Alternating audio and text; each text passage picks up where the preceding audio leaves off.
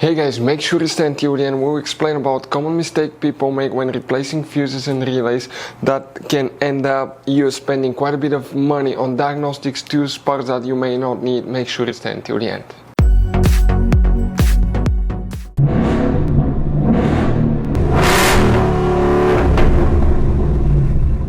Hey guys, welcome back to Free Car Repair. Thank you guys for watching and subscribing to the channel. Today will be super helpful video to any of you having a Ford Explorer this generation here from year 2011 to year 2015. If you have on the dash, guys, tire pressure monitor fault warning, you wonder what causes that, how to fix it. We'll explain what we see quite often in the garage that can easily, guys, cause that. Also, we'll put a link in the description of the video below where you can buy cheap parts and tools. That way do not waste money and time. So let's go ahead and start on it now. So before we start, let us tell you guys a little bit about us. Every single car we get here at the garage, we try to make at least 200 to 300 free repair videos. We take them completely apart. We show you how to fix engines, transmissions, engine lights, transmission lights, fuses, relays.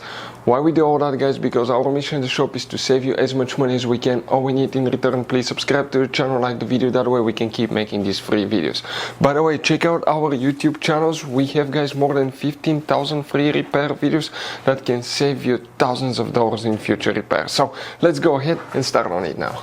So the tire pressure monitor fault can be caused by multiple things, guys. We're going to talk about sensors, modules, fuses, but the first thing you want to check is some fuses, guys, for that system. So where they're located, we work in two different fuse boxes. First, we need to open the driver door, and here you see it on the driver's side in the footwell compartment. That's your parking brake paddle. Look behind it, up in the dash on the left side, you will see a black cover like this one, and here these two tabs, you squish them together, okay, and then pull that cover out. Behind it you're going to find a fuse box with a layout like this one. Before we continue, let's explain quickly why it's always a good idea to test fuses and relays.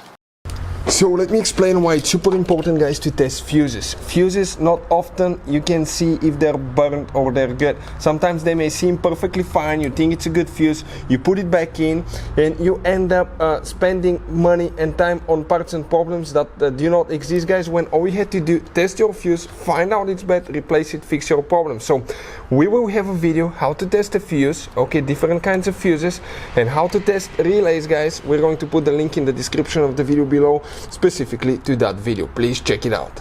So now, guys, here we need to check multiple things. Now, the tire pressure monitor system is considered as a safety feature, kind of like the airbag system. So what they did, they integrated the fuses in different components. So you cannot just remove the fuse and deactivate the light. So we'll talk what you need to do. But some fuses that you may consider checking are the relay for the body control module, right here. Then you need to, guys, open the hood, and here, that's a car battery. On the driver's side you have that fuse box here. Press the two tabs, open the cover, and you have that layout, guys. Here you need to check now, okay, a few more, and we're talking about fuse 94 right here. We need to check body control module fuses. Fuse number 5, this is 3, 4, 5. You need to check fuse 43 right here. Fuse 59, so that's 56, 57, 58, 59 right here needs to be checked. You need to check fuse 92, so that's 89, 90, 91, 92. Now, I forgot in the previous fuse box, the one that's inside, okay, you need to check a very important fuse as well, and that's fuse 18 for multiple things. Most likely it's one of them too. Now, another thing that can cause light to be on, TPMS light, it could be bad tire pressure monitor system module. The tire pressure module, guys, if it's bad, that can cause it not to work. But how we can figure this thing out? We recommend to check OBD codes, but you can get Maxi TPMS. That's amazing too, guys. We'll put the link in the description of the video below. This is your tire pressure monitor sensor. That's what it looks like. Now, the tire pressure monitor sensor, if you had a tire replaced, removed, anything like that, that can cause sometimes to be broken. They can hit it with the tire machine and break it. Another thing, inside we have a battery. You kind of like see it right here, that circle thing. Eventually it's being exposed to cold. If you live in cold climates especially, it can start going bad, and bad battery can cause that too. But sometimes the sensors can actually, guys, practically quit on their own too. Another thing, now how you can tell if the sensor is good or bad, guys? Okay, how to know which one is good or bad? Now you go like this to that machine and you select the vehicle that you need. For instance, we have that Dodge here, but it's the same for the Ford Explorer too. And you can scan the sensors one by one. Like we can come to that wheel, check this thing out. I'm going to trigger it, and okay, watch now. It gives us the information. It gives us the ID number, 18 psi, 28 degrees Celsius. Voltage, okay, it will tell you if the voltage is low too, guys. So you will need a system like that. Now another thing, guys, on these Ford Explorers, sometimes if you rotated the tires or they were removed, you need to relearn the TPMS system, TPMS sensor.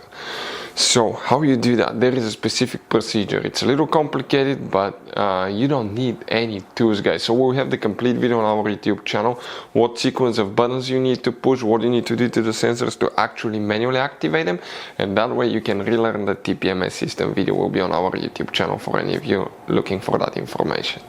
So guys, by the way, you have all kinds of different fuses, relays, circuit breakers, and check under the hood. It's even more complicated, guys. And even you have some special fuses, okay, like this one right here. One time we needed a replacement fuse, we couldn't get one, and we were stuck in the middle of nowhere because of that. We'll recommend to buy some, put them in the glove box for a peace of mind. We'll share the link in the description of the video below for your convenience, where you can get them at a good price, quick shipping. That way you do not waste money and time. Thank you guys for watching, and see you next time.